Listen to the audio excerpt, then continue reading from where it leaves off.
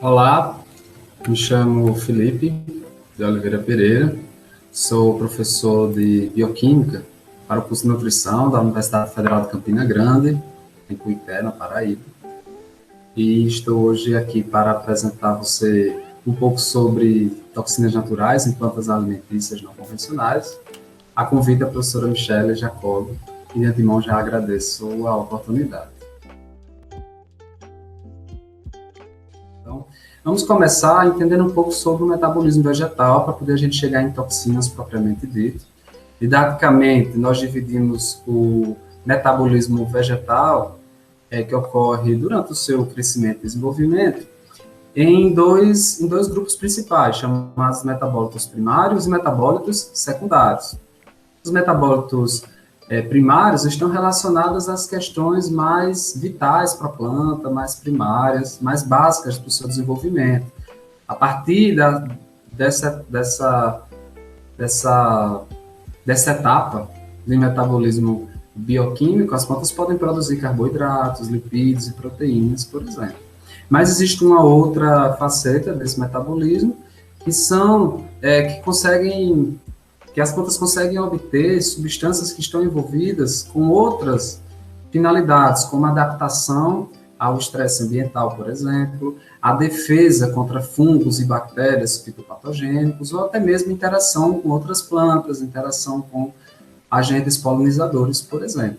Eles não são menos importantes, pelo contrário, são também muito importantes e muitas vezes caracterizam também, quimicamente, um determinado grupo de plantas ou espécies, né? Então, o nosso foco será nesses metabólitos conhecidos como secundários. Por quê? Porque as plantas, na medida que vão se desenvolvendo e gerando substâncias específicas oriundas desse metabolismo secundário, ou constituintes químicos específicos, esses constituintes, embora sejam super úteis para as plantas, como acabei de informar, para outros seres podem ser extremamente tóxicos ou ocasionar o que nós chamamos de efeitos indesejáveis.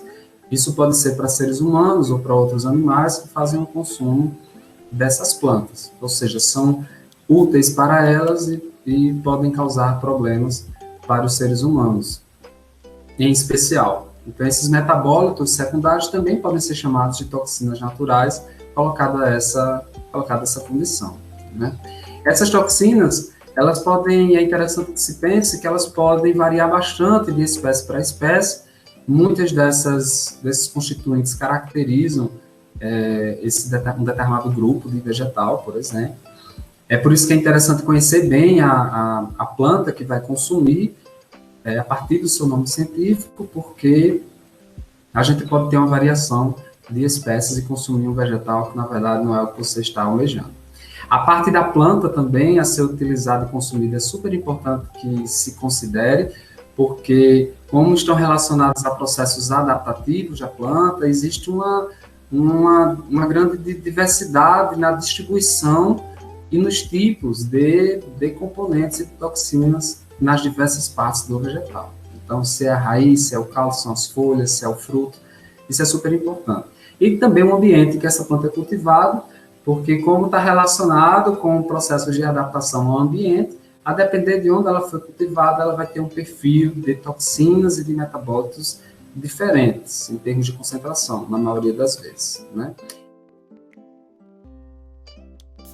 Para as plantas alimentícias não convencionais, como acontece? Da mesma forma, com um adicional de que são plantas que a gente tem menos acesso, e menos acesso à informação também sobre elas, isso vai dificultar um pouco mais a gente saber se essa planta é segura ou não, que nos vai fazer estudar um pouco mais e buscar sempre mais informações sobre essas plantas, né? Então, a partir de situações como essa planta pode produzir uma série de toxinas naturais que são enquadradas em diversas classes. Não cabe a gente estudar cada um especificamente. Mas vocês vão ouvir falar em flavonoides, em alcaloides, saponinas, em diversos outros tipos. Em glicosídeos, que são muito comuns na mandioca, por exemplo, que podem causar problemas ou efeitos indesejáveis, né?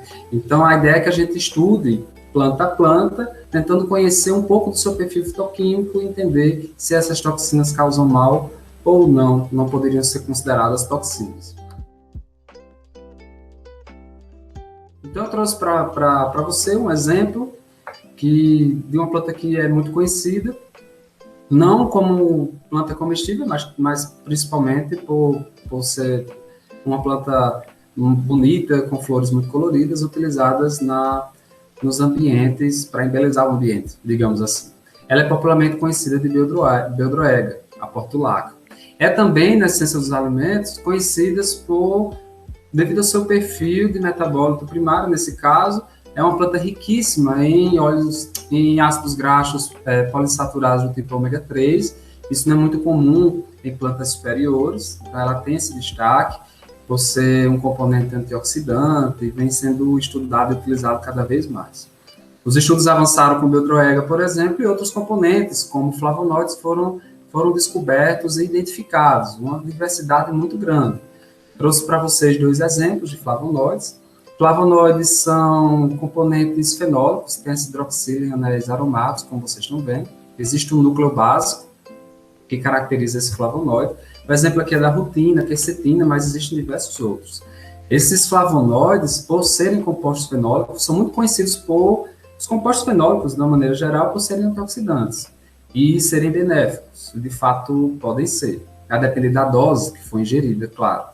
E quando se fala em alimento, a Beldroega especificamente, possui na raiz uma grande quantidade de flavonoides desse tipo, mas não é a raiz a parte que a gente consome como alimento, geralmente são as partes aéreas. As partes aéreas foram também estudadas, na literatura a gente encontra relatos de extratos vegetais produzidos a partir deles, em que foi observado problemas na fertilidade de modelos animais, o que nos faz pensar que é necessário ter cautela na quantidade e na quantidade principalmente e de consumo de Beldroega por gestantes, por exemplo, né? Além de flavonoides, ácido oxálico é também uma toxina importante. Ácido oxálico não é característico exclusivo da Beldroega, a gente encontra em outros vegetais, claro, mas é um destaque importante, porque o ácido oxálico ele pode ocasionar hipocalcemia e toxicidade renal. Hipocalcemia seria a diminuição da quantidade de cálcio no plasma. Isso se deve, possivelmente, por o ácido oxálico ser considerado um fator antinutricional. Fatores antinutricionais nem sempre são colocados como toxinas naturais de planta. Seria um fator antinutricional? Seriam substâncias presentes nos alimentos que, de alguma maneira, interferem na digestão e na biodisponibilidade dos nutrientes. Nesse caso aqui, atuando como quelante de cálcio, impedindo que o indivíduo, que o consumidor, tenha acesso às quantidades de cálcio que se almeja na sua alimentação. Então, é só um exemplo de como a gente deve fazer quando encontra uma planta, tentar entender o que é que tem, quais são as principais características ou toxinas. Né? Uma planta super conhecida como a Beldroega. Eu utilizo essa planta para a gente fazer a reflexão de que, por ser planta ou produto natural, não significa dizer, não é sinônimo de que seja um produto seguro. A gente pode, sim, com o consumo de plantas, sobretudo as que a gente não conhece, apresentar efeitos indesejáveis, importantes. Então, eu elenquei aqui algumas questões que devem ser levadas em consideração quando nós pensamos em toxinas naturais, como a forma de preparo da planta e a sua ingestão. Então, eu estou falando de submeter a planta a processos que acontecem na nossa cozinha, na culinária, como submetê-las a calor, por exemplo, pode diminuir a quantidade de toxinas presentes, assim como outros metabólitos presentes na planta. E a dose também é super importante. A dose e a forma como você utiliza, se é todo dia, se é um período mais espaçado. Usar a parte correta da planta nas preparações culinárias também é super importante, e conhecer o que é que tem em cada parte dessa, para a gente não entrar no debate como foi com a Beldroega, em que as raízes eram muito ricas em flavonoides. Então, é necessário conhecer bem o que tem em cada parte e qual seria a parte interessante para ser utilizada como alimento. Atentar para os fatores antinutricionais também, colocados nesse mesmo grupo de moléculas importantes, assim como as toxinas, devido à biodisponibilidade de nutrientes ser prejudicada. Isso aqui é especialmente importante para as pessoas que requerem uma quantidade ou um tipo específico de nutrientes. É importante ser pensado, como foi o caso do cálcio, né?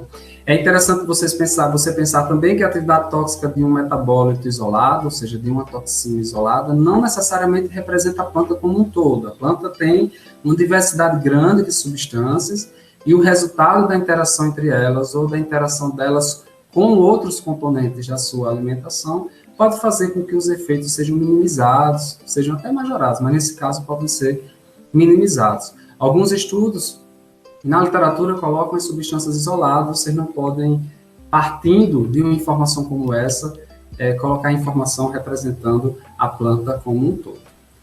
Então, alguns estudantes podem querer se aprofundar um pouco mais, eu sugiro esse tipo de leitura. Aqui no site da OMS já traz alguns conceitos importantes sobre toxinas de plantas, de alimentos, incluindo de plantas. Aqui no início, mais para metabólito secundário, de uma maneira geral, e esses dois últimos é que trabalha com planta especificamente, é uma leitura muito simples, dá para vocês entenderem e verem outros exemplos de grupos de substâncias e de plantas. Eu agradeço, espero que tenham gostado.